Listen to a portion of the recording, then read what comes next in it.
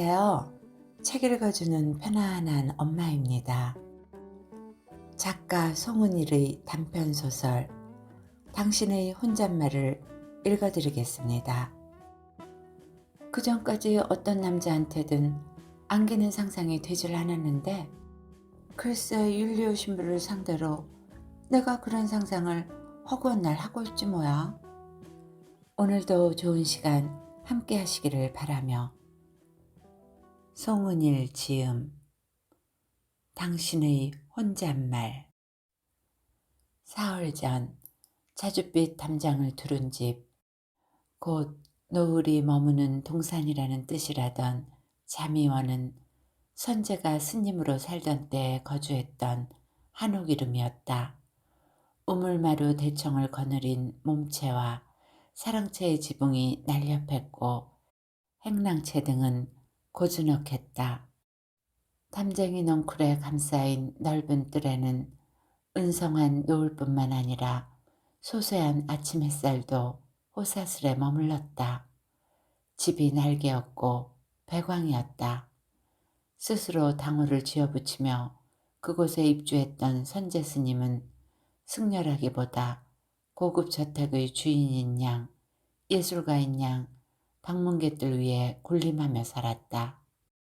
서울 강남 어디인가에서 치과를 운영한다는 그의 친구가 사뒀다 선재에게 내줬던 집이었다. 거기서 4년쯤 살았나? 독신이었던 치과 의사가 결혼을 하게 되면서 선재는 그곳을 나왔다. 그로부터 새해가 지난 지금 선재는 자신이 새로 열게 될 가게 이름도 자미원이라 한다. 문제의 새 가게에 그보다 적절한 이름은 있을 수 없는데 나는 지금 듣기 전까지 자미원을 떠올리지 못했다. 뜻도 단양 자미원하고 같고요. 굳이 뜻을 달리할 필요가 없을 것 같아서 그냥 정했네.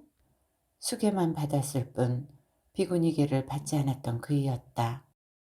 수계와 비구니계 사이에 치러야 하는 고행기간을 견디기 싫어 절을 벗어났던 그이에게는 돌아갈 절이 없었다. 단양 남한강 줄기가 건너다 보이던 그 자미원을 나온 뒤 선재는 주변 사람들에게 감당하기 버거운 존재가 되었다. 그이가 한 번씩 광주에 뜬다는 소식이 전해지면 이쪽에 우리는 그이를 어떻게 수발할지를 의논하느라 분분했다. 하루나 이틀 밤씩 돌아가며 재우는 순서를 정하고 다 함께 모일 시간을 정하는 것이었는데 그의 체류가 늘어질 때면 문제가 복잡했다. 길어야 되었으면 그를 수발할 사람이 바닥나기 마련이었던 것이다. 그런 나머지 날들의 선제를 떠맡았던 이는 거의 미카엘라였다.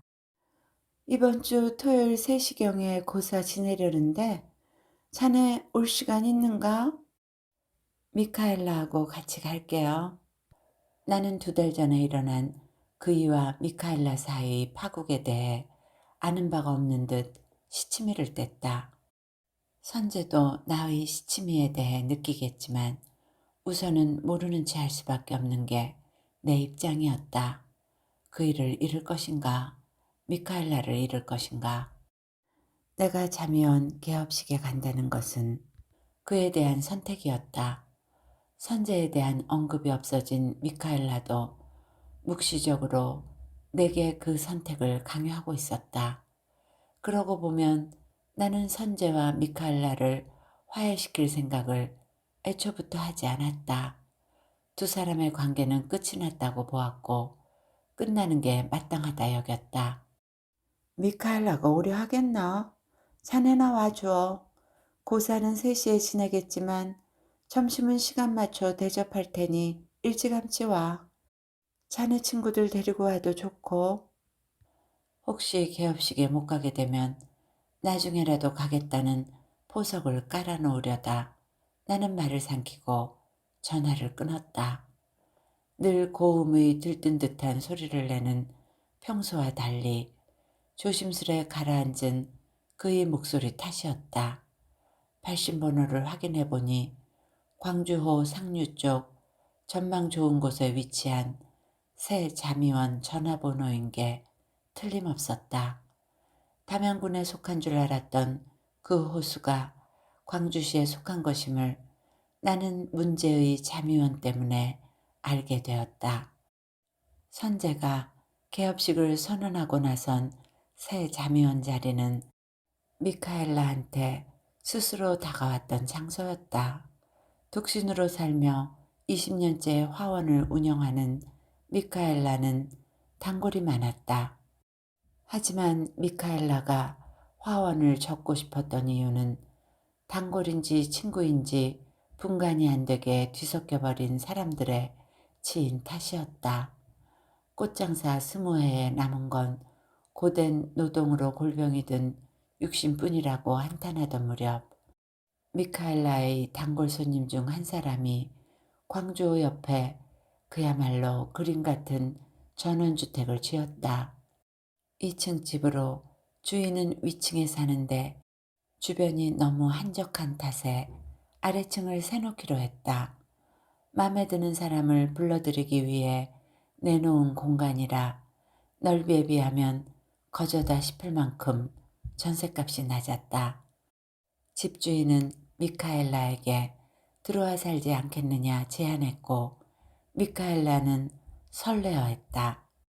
미카엘라가 가진 돈이라야 화원 보증금과 화원 건물의 옥탑방 전세 보증금이 전부였지만 양쪽을 합치면 새 가게의 보증금과 인테리어며 집기들을 충당할 수 있을 듯 했다. 가게 명칭을 무엇으로 지을 것이며 인테리어를 어떻게 할 것인지 미카엘라는 들떠서 2달가량을 보냈다. 그렇게 오래 걸렸던 건 화원이 쉽게 나가지 않은 탓이었거니와 옮겨갈 가게 쪽이 상수원 보호구역이라 상업, 미인가 지역이었기 때문이었다. 그래도 방법이 없는 건 아니었다. 가사문화관이 자리한 호수 근방에는 이미 숱한 가게들이 있었다. 그 가게들 대개가 불법으로 시작했지만 결국은 합법화되었다는 게 엔간한 상식이었다. 자신의 노후까지 염두에 둔 일이라 미카엘라는 인가 먼저 받고 시작하고 싶었던 것이다. 그럴 무렵 선재가 미카엘라의 옥탑방에 와 머물렀다. 당시 충주 외곽 지인의 가건물에 거처를 정하고 있던 선재는 거처에 머무는 시간보다 아는 사람들을 찾아 순례하듯 돌아다니는 기간이 훨씬 길었다. 특히 미카엘라한테 와 지내는 시간이 많았다. 미카엘라의 전업과 이사에 대한 꿈은 선재에게도 꿈을 꾸게 했다. 가게란 어차피 혼자 운영하기 어렵지 않냐. 함께 들어가 같이 일하며 살자. 그런 선재의 의견에 개운찮은 심사가 없는 것은 아니었지만 미카엘라도 일정 정도 동의했다. 다재다능한 선재에게 사람을 상대하는 수완이야말로 가장 뛰어난 재능이었다. 선재는 한때 글을 써 신춘문예에 당선된 적이 있었고 잠의원에 머무는 동안 그림을 그려 전시회를 가진 적도 있었다. 젊은 날 이혼하기 전까지 교회 집사로 교리교사를 했다는 선재는 성경에 박식했다. 선재 스님으로 사는 동안 익힌 불경에도 헌했다. 우리가 모르는 것, 우리가 알아도 이용할 수 없는 온갖 것들을 그이는 자유자재로 구사하며 사람들을 휘어잡았다. 무엇보다 선재는 새끼가 강했다. 머리를 깎기 전에는 말할 것도 없고 머리를 깎은 뒤에도 그의 색스러움은 조금도 바래지 않았다. 그의 민둥머리는 스님이 되기 위한 삭발이 아니라 스타일을 위한 콘셉트처럼 느껴질 정도였다. 미카엘라에게 모자라다 못해 아예 없는 게 그 새끼였다. 모태로부터 천주교인인 미카엘라는 수녀복을 입지 않아도 수녀처럼 보이는 여자였다. 그이는 선천적인 수줍음으로 인해 사람을 사귀는데 시간이 걸렸다. 상대의 말을 깊이 들어주는 대신 누굴 향해서도 모진 말을 못했다. 선재를 밀어낼 강단이 자신에게 없거니와 외진 곳에서 가게를 혼자 버릴 수 없다는 사실을 잘 알고 있던 미카엘라는 새 가게를 선재와 더불어 시작하는 것에 수긍할 수밖에 없었다. 선재의 수완이 새롭게 시작하는 외떨어진 가게에 사람들을 끌어들이리라. 미카엘라는 그렇게 애써 자위하며 이사를 겸한 전업을 준비했다. 나를 비롯한 동아리 여자들이 호숫가의 새 가게에 대해 뒤늦게 알게 된 게 그 즈음이었다. 미카엘라가 선재와 더불어 광주호 쪽으로 옮겨가는 것에 우리는 맹렬히 반대했다. 동업은 무슨 동업? 합자 없는 동업이 어딨냐? 굶주린 호랑이 앞에 토끼꼴. 옮겨가자마자 주객이 전도될 것이다. 나는 우리는 그런 꼴을 못 본다. 꼭 함께 가야겠다면 선재를 고용하는 형식으로 해라.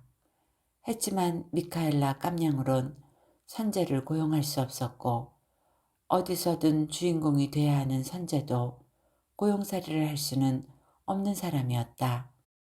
미카엘라의 망설임이 길어질 수밖에 없었다. 새 가게의 인가 문제가 걸림돌이 되기도 했지만 일단 들어앉고 보자고 강행하기에는 선재와의 동행을 반대하는 주변의 목소리가 너무 높았다. 미카엘라 스스로도 선재에 대해 너무 많이 알고 있는 탓이기도 했다. 선재가 집주인과 단판을 벌여 새 가게 자리를 차지해버린 건 그 와중이었다. 미카엘라한테 기대어 지내는 동안 집주인과도 친분을 쌓았던 선재는 자신의 수완을 증명이나 하듯 입주 조건을 주인이 인테리어를 해주고 보증금을 없애는 대신 1년 단위의 사글세비로 바꿔치기까지 했다. 미카엘라로서는 눈뜨고 코를 떼인 꼴이었다. 멍청이. 서성이며 뇌까리는데 소나기에 쥐고 있던 전화벨이 맹렬히 울렸다. 제 흉본 걸 눈치채기라도 한 듯 전화를 걸어온 미카엘라가 대뜸 초대장 받았냐고 물었다. 아나운서처럼 매끄러운 선재에 비해 미카엘라는 가늘면서도 탁한 목소리를 가졌다. 조금 전에 전화를 받았는데 초대장이 왔어요? 아주 작품을 만들어 보내왔대. 특별히 마음을 썼나 보네요. 어떻게 할까요? 초대장도 황송에 반송하려는 참인데 감히 어떻게 가뵙겠어. 나중에 다시 통화해. 주어가 빠진 대화를 통해 너하라 처신하라는 강압을 뿌려놓은 미카엘라가 전화를 뚝 끊었다. 나는 어이가 없어서 뚜뚜 소리만 내는 전화기를 노려보다 뒤늦게 소리쳤다. 나한테 빚들났나? 대체 왜들 이래? 내가 뭘 잘못했는데? 이 나이에 편갈라서 어느 쪽에 붙을지를 결정해야 한단 말이야. 내가 얻을 게 뭔데? 못한 말들, 못할 말들이 속에서 부글부글 끓었다. 내던지듯 무선 전화기를 충전기에 꽂는데 또 전화가 울렸다. 이틀 전 해질녘 광주호에 색색깔의 노을이 드리워졌다. 호수 저편에 있는 자미원은 그 흰빛으로 인해 멀리서도 쉽게 눈에 띄었다. 어제 오후부터 내 전화에는 불이라도 난 것 같았다. 선재와 미카엘라와 나를 동시에 하는 여자들이 그렇게 많을 줄이야. 온 동네에 소문이 돌았던 것이다. 입이 굼뜬 미카엘라가 일일이 전화해서 전말을 설명하지는 않았을 것이었다. 나도 논술학원 운영하는 친구한테 나불댄 게 전부였다. 하지만 그 친구는 미카엘라와 같은 성당 교우와 친했다. 그 교우는 미카엘라 화원 맞은편에 있는 중학교의 자모회장과 친구였다. 그 자모회장은 내 여중 동창생이었다. 결국 내 입이 일으킨 사달이었다. 당신도 전화 받았지? 갈 거야 말 거야? 가야 돼 말아야 돼? 물어오는 그들에게 어제 오늘 나는 어떻게 말했던가. 되도록 내 속내가 드러나지 않도록 애썼지만 솔직히 공평했다는 자신은 없었다. 자네 왔나? 텃밭에서 채소를 뜯고 있던 선재가 몹시 반가운 얼굴로 주차장으로 내려왔다. 두어 해 사이에 그의 몸이 제법 불어 원래 좋았던 혈색이 훨씬 좋아졌다. 워낙 고운 피부를 타고난 사람이기도 했다. 그이가 들고 있는 바구니 속의 푸성귀들이 새파랗다. 건물 옆 언덕바지 텃밭이 계절에 걸맞지 않게 푸르렀다. 텃밭에 무성한 각종 푸성귀들은 지난 여름부터 미카엘라가 장차 가게를 벌였을 때를 대비해 미리 뿌린 씨앗의 결과물들이었다.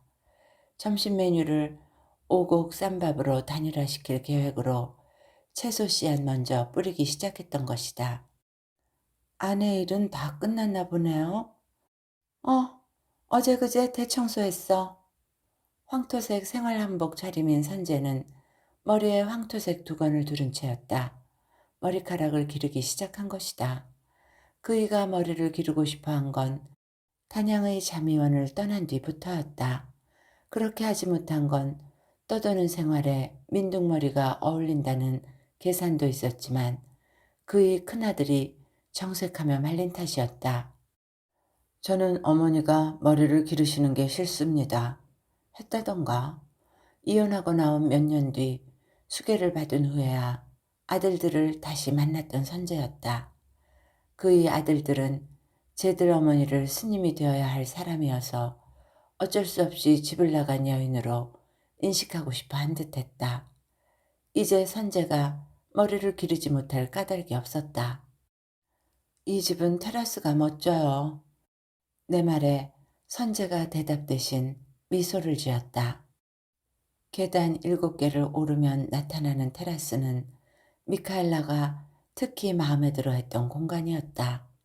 텅 비었을 때 와보곤 했던 가게 안은 적당한 여백을 지닌 채 정리되어 있었다. 공간을 반으로 갈라서 호수 쪽으로는 입식 탁자들을 배열하고 반대편 산 쪽으로는 마루를 들여 원목 좌탁들을 놓았다. 호수 쪽 조명들의 등갓 재질은 유리였고 산쪽 조명들의 등갓은 종이었지만 양쪽 등들의 모양이 비슷해 이질감 없이 어울렸다. 가게 안 구조나 집기들의 배열이 자연스러워 익숙하고 편했다. 약간 튄다 싶은 건 벽면에 몇 장 걸린 꽃그림들이었다. 선재가 예전 자미원에서 그렸던 그림들을 옮겨와 건듯했다. 미카엘라도 꽃을 주로 그렸다. 선재보다 훨씬 오래된 필력을 지닌 미카엘라는 이곳에서 그림을 본격적으로 그릴 계획이었다. 선재가 차를 끓여오겠다며 주방으로 들어간 새에 나는 호수 쪽으로 난 자리에 앉았다. 그새 한층 짙어진 호수의 노을이 자미원 실내까지 그 빛을 반사해 들여놓고 있었다. 어디서 본 듯 익숙한 장면이었다. 어느 영화에서 보았나? 내가 간 적 있는 어느 호수 옆 카페의 풍경인가? 하는데 퍼뜩 떠올랐다. 아직 비어있던 이곳을 살피고 돌아가던 길목. 여기가 바라보이는 호수 건너편 찻집에서 이야기를 나누던 미카엘라와 내 모습이었다. 그날 우리는 한나절에 걸쳐 가게에 숱한 이름들을 붙여보며 웃었고 인테리어며 집기 배열 등에 대해 그림까지 그려가며 의논했다. 의논이라기보다 내가 미카엘라의 구상에 대한 설명을 들었다고 해야 할 것이다. 그러니까 이 모든 풍경은 미카엘라의 구상이었던 것이다. 마치 세밀화를 보며 베끼기라도 한 듯 완벽한 재현이었다. 세상에나 천재다 천재. 감탄인지 탄식인지 알 수 없는 소리가 신음처럼 나왔다. 나는 10여 년 전 늦가을 한 달 정도 가출한 적이 있었다. 이혼을 작심하고 감행한 가출이었는데 남편은 한 달 만에 내가 머물고 있던 저를 찾아냈다. 나는 남편이 겨울이 깊어지기 전에 나를 찾아내준 것을 고마워하며 집으로 돌아왔다.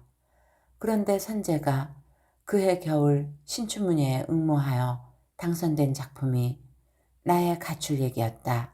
아니, 내 남편의 아내 찾기였다. 아내가 가출하자 남편은 아내를 찾아 시간 날 때마다 저를 순례한다.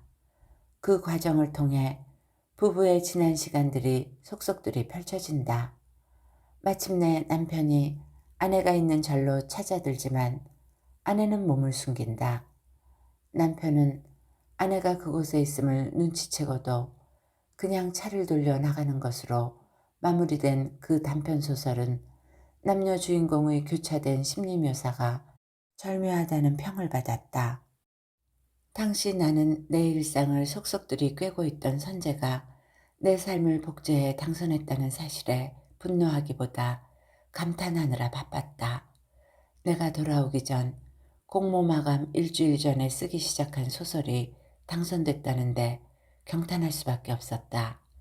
그로 인해 내 가출은 누구 당선시키려고 집 나갔냐는 등의 농담거리가 되었지만 그때 선재가 시인하며 미안해했기에 그를 탓할 수도 없는 일이 되고 말았다.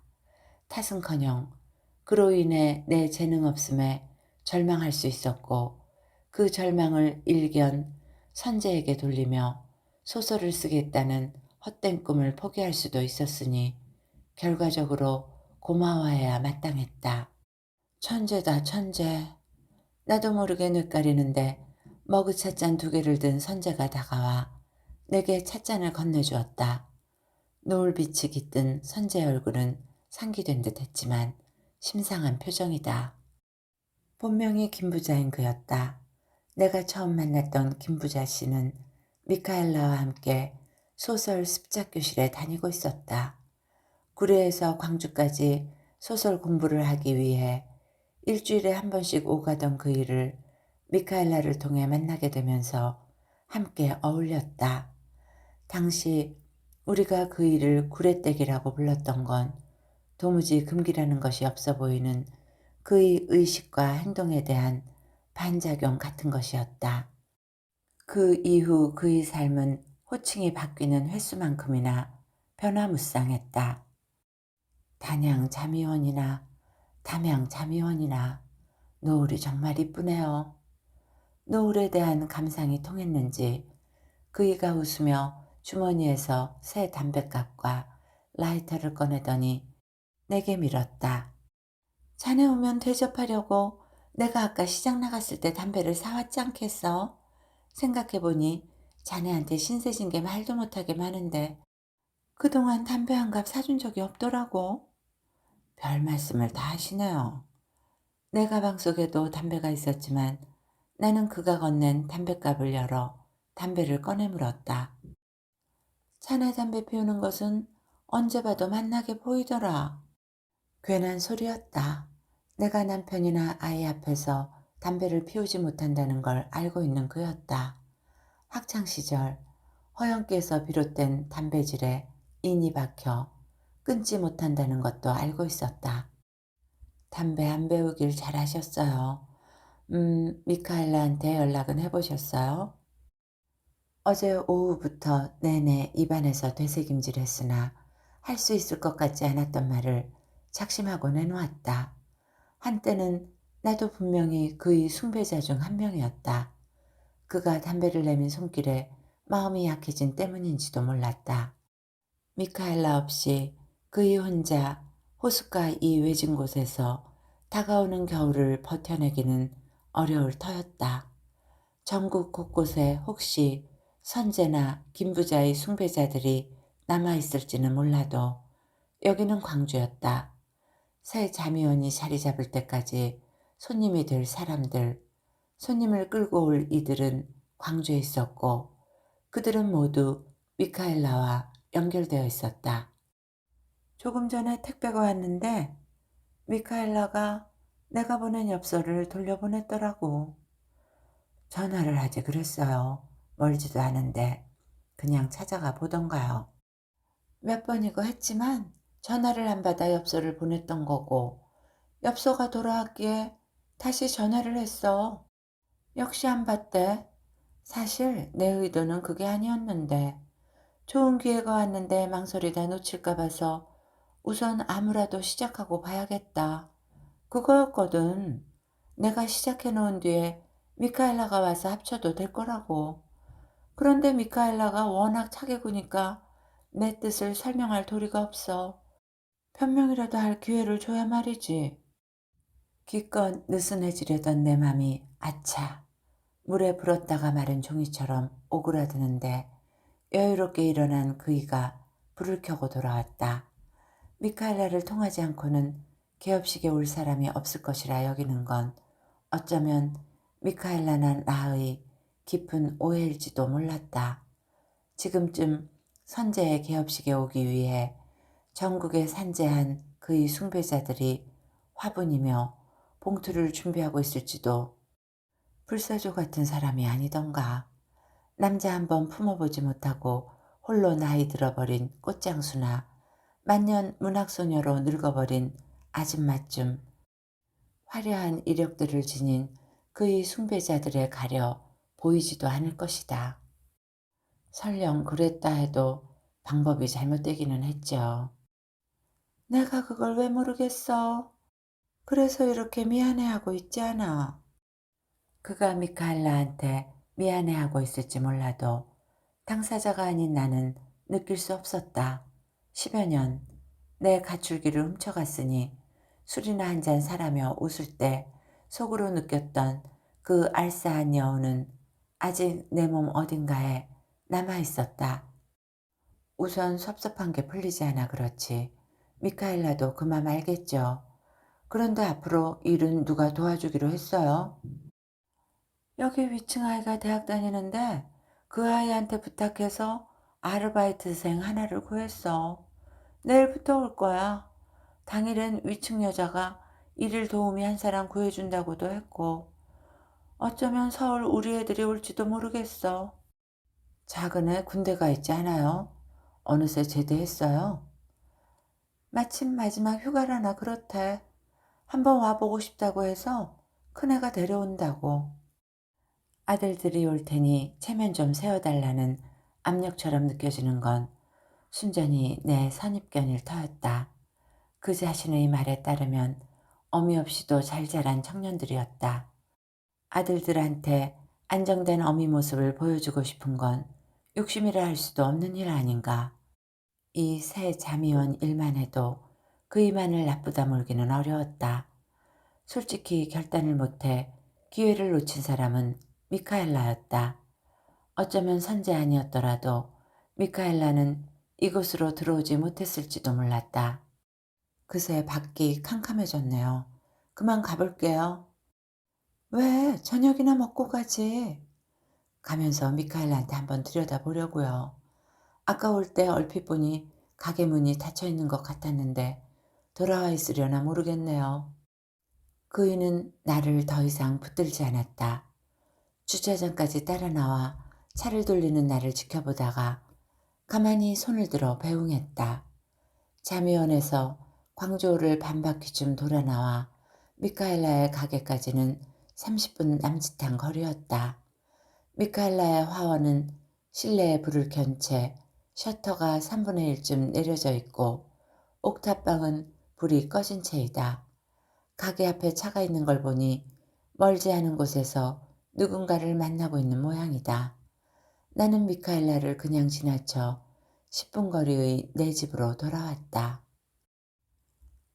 하루 전 두 사람 일을 내버려 두려 해도 계속 불편했다.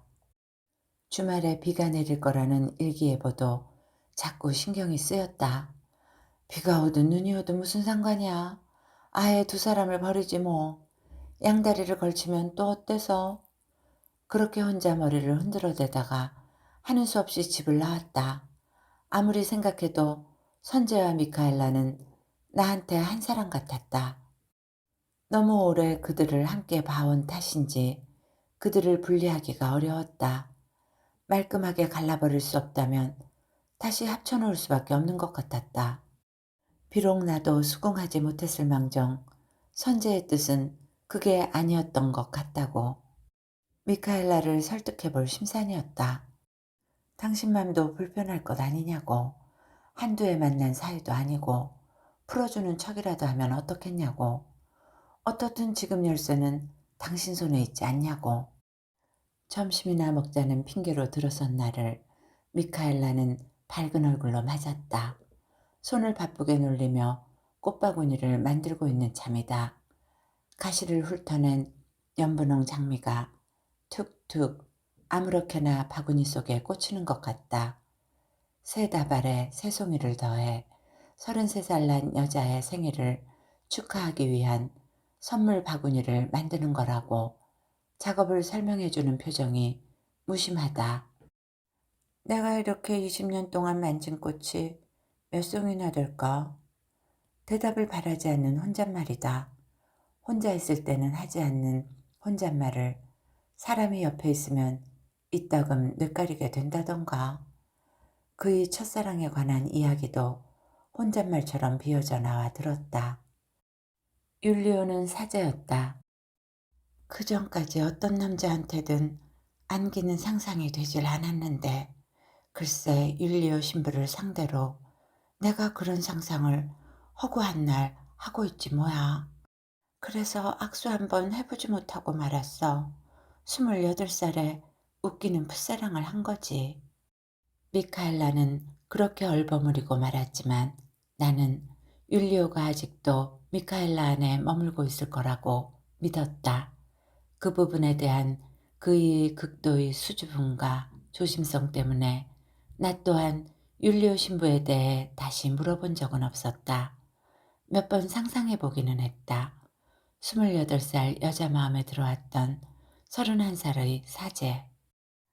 안경 속 눈동자에 서린 웃음이 너무나 맑아서 미카엘라의 가슴을 죄어들게 했다던 그. 가끔 이렇게 옆에 사람이 있을 때도 누가 있는 걸 잊어. 누가 있는 걸 의식 안 하는 건 아닌데 말야. 그러면서도 또 대답을 바라는 건 아닌 소리를 짓거리게 되거든. 결국 대답을 바라는 것이겠지. 이 꽃바구니를 받게 될 여자 생일을 내가 5번째 만나 봐. 28에 결혼해서 요 위 아파트로 온 직후부터니까 안팎이 번갈아 이따금 꽃을 사러 와. 둘이 싸웠을 때 원인 제공자가 사과의 의미로 꽃을 건넨다나? 그럼 화해가 된다고. 꽃 몇 송이로 화해가 될 만한 싸움만 하면서 사는 걸 보면 참 현명해. 미카엘라가 연방 혼잣말인 듯 뇌까리다. 고개를 돌려 나를 보는데 어느새 꽃바구니가 완성되어 있다. 나는 그의 손길이 움직이고 있는 것을 내내 지켜보고 있었는데도 그이가 가위를 내려놓는 걸 보고서야 완성된 것을 알아차렸다. 12시 10분 전에 찾으러 온댔으니 이거 내주고 난 다음에 점심 먹으러 가자. 백가죽이 등에 붙은 것 같아. 아기 주역이 이럴까 싶네. 미카엘라는 워낙 살집이 없었다. 거의 화장을 하지 않을 뿐만 아니라 애써 피부를 다듬지도 않는 그의 희누런 얼굴엔 주근깨나 기미가 아닌 검버섯이 몇 점 피어 있었다. 주름살도 깊었다. 혼자 살면서 왜 스스로를 가꾸지 않느냐. 도대체 번 돈은 다 어디다 쓰느냐고 주변에서 숱하게 지청구를 하지만 미카엘라가 여유가 없었다는 걸 모르지는 않았다. 초중학생인 조카들을 아직 키우고 있는 그였다. 남동생의 아이들인데 작은 아이가 돌도 되기 전에 아이들 엄마가 집을 나갔다. 그 무렵 동생이 다니던 직장에서 떨려났는데 설상가상 음주운전 사고로 오른팔을 못 쓰는 불구가 되었다. 그 바람에 30대 초반의 미혼이었던 미카엘라가 아이들을 떠맡았던 것이다.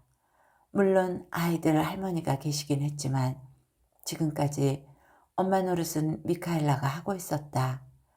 그렇게 십수년을 지내다 보니 돈보다도 여자로서의 자신을 가꾸는 습관이 생기지를 않은 것이다. 밥 먹을 시간도 없을 만치 바쁘게 돈을 버는 것도 아니면서 맨날 배고프다 배고프다. 제발 끼니 좀 챙겨 먹어요.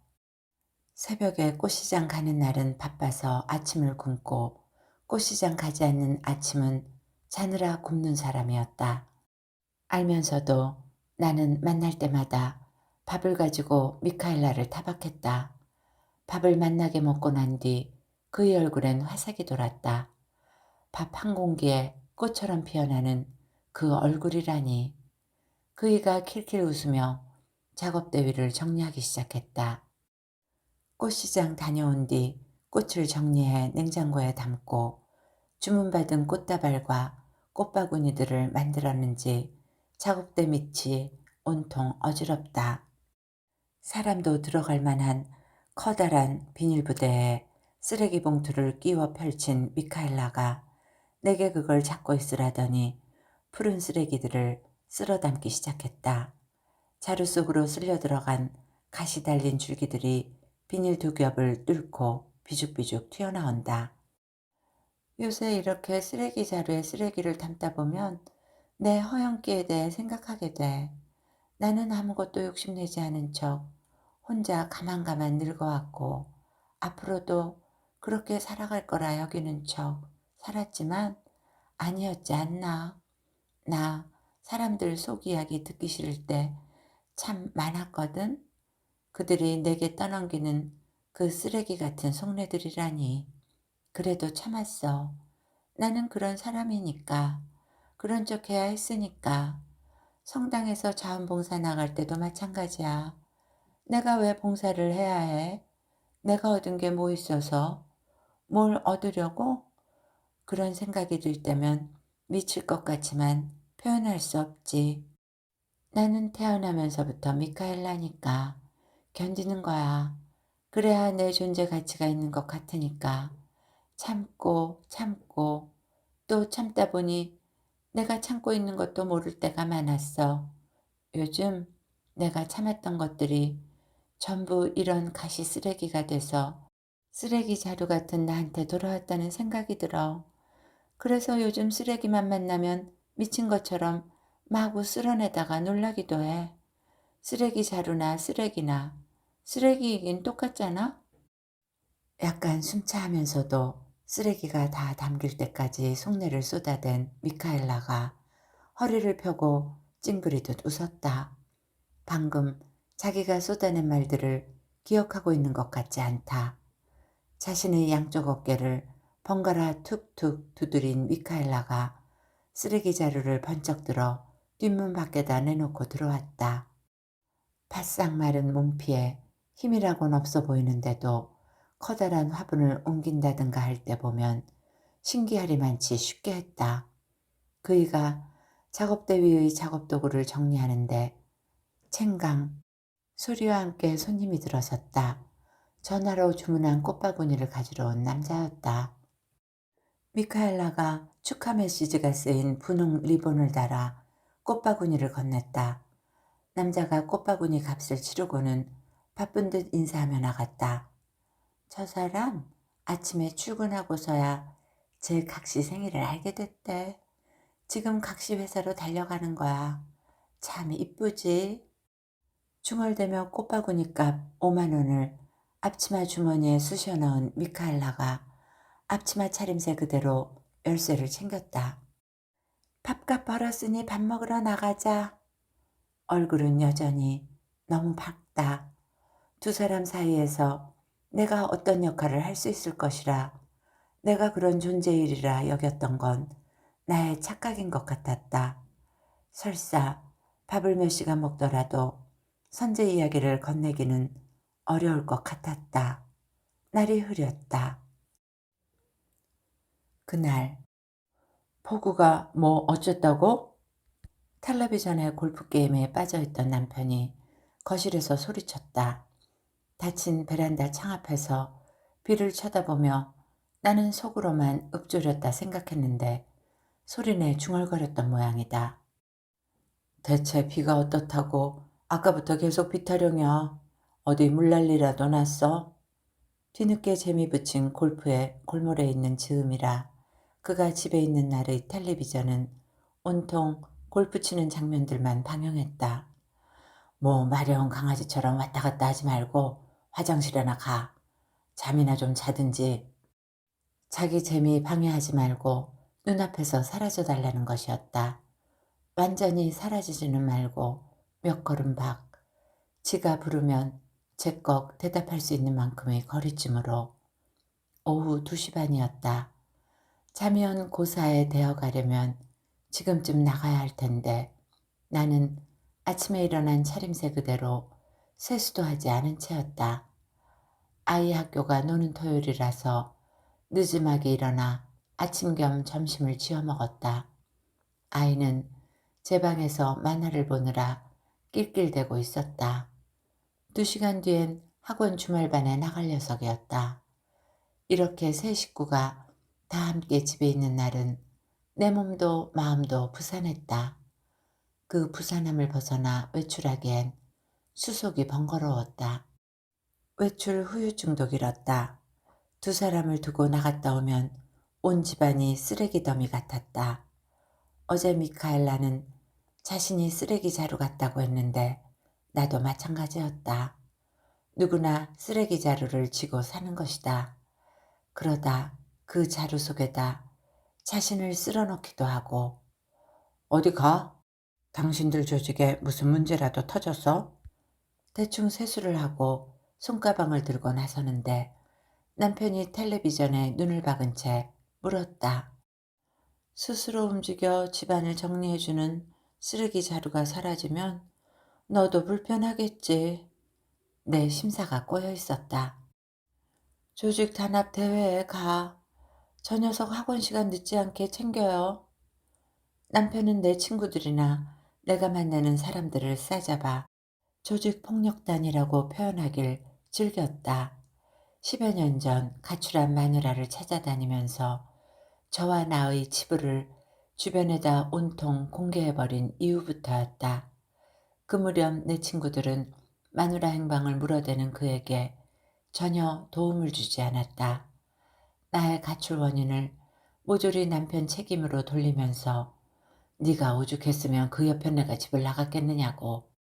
그 위인 행방을 모르지만 알아도 알려줄 수 없다고 한결같이 대답했던 모양이었다. 단합대회 같지는 않고만 언제 올 건데? 가봐야 알아요. 단합대회든 패싸움이든 운전 조심이나 해. 그때 그렇게 욕을 먹고도 남편은 내 친구들을 재미있어 했다. 여자들이 어째 그리 사납냐. 그게 여자들 우정이라 이거야. 이죽거리면서도 나름 친밀감을 느끼는지 내가 누굴 만난다고 하면 그들의 근황을 물어왔다. 그가 물어올 때 나는 좋은 일은 서너 배쯤 부풀려 말해주고 반대의 경우는 3, 4분의 1쯤으로 축소시켜 말하거나 언급하지 않았다. 그래서 그는 제 옆편네를 비롯한 옆편네 친구들이 모두 건전하기만 한 줄 알았다. 밤새 안 들어온데도 뻔히 아는 누구 집에서 뻔히 아는 여자들끼리 맥주나 홀짝이며 할 일 없는 수다나 떨기 마련. 화투를 치는 것도 아니고 개를 모으는 것도 아니고 몰려 여행이라고 가봤자 기껏 절밥이나 얻어먹으러 다니는 여자들. 사실 대개 그렇기는 했다. 대개 그런 일상의 행간에 끼어든 일탈들.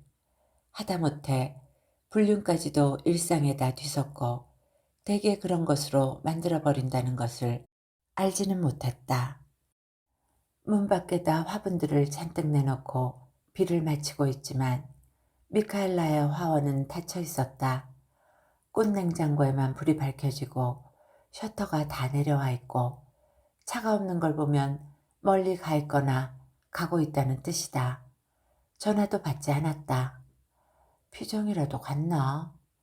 수도원은 가까이 있지만 미카엘라가 현실에서 가장 멀리 가고 싶을 때 찾는 곳이었다. 비 오시는 날 설마 오체투지라도 하고 있는 거야? 혼잣말 중얼거리는 버릇은 미카엘라만 가진 게 아니었다. 듣는 사람이 없어도 중얼중얼, 듣는 사람이 있어도 혼자인 듯. 그렇지만 상대를 의식하면서 중얼중얼. 지금 내가 두려워하는 건 뭘까? 알만한 사람들이 모조리 자미원에 모여 있는데 미카엘라만 빠져있을 경우가 그 하나일 것이다. 미카엘라의 이후를 보기가 얼마나 괴로울지. 미카엘라를 아는 사람들 거의가 자미원에 가지 않았을 경우도 편치 않기는 마찬가지다. 멀리서라도 선재의 지인들이 찾아와 주었다면 그나마 다행인데 그럴 만한 사람들이 여태도 선재 주변에 남아있을지. 중얼중얼 하다 보니 문득 선재의 혼잣말은 들어본 적 없다는 사실이 떠올랐다. 어쩌면 혼잣말을 들려줄 상대가 선재한테는 없었을지도 몰랐다. 광주로 가는 길엔 비 탓인지 오가는 차량이 평소보다 훨씬 적다. 덕분에 비 내리는 도로가 한가하긴 했지만 나는 불안했다.